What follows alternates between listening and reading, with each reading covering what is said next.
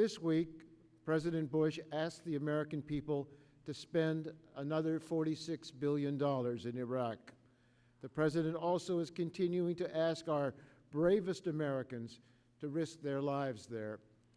As Congress evaluates these requests, we need to know what the State Department is doing to combat corruption in Iraq. We need to know whether the State Department is capable of real oversight over Blackwater and other government contractors. And most of all, we need to know whether the mistakes of the State Department have jeopardized any chance for political success in Iraq. I want to just make a few opening contextual points nonetheless, and that is to underscore the importance of success in Iraq for American foreign policy and indeed for our security and for that of the world as a whole.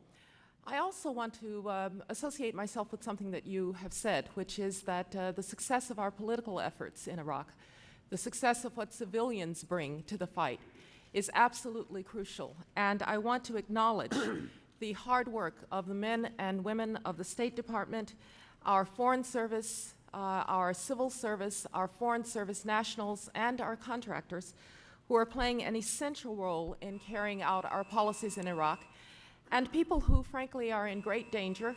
They are away from home, they're away from friends, they're away from families, as our military is as well.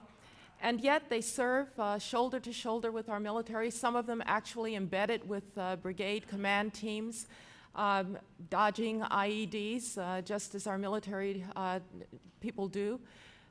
They serve in an embassy in which they are subject to indirect fire.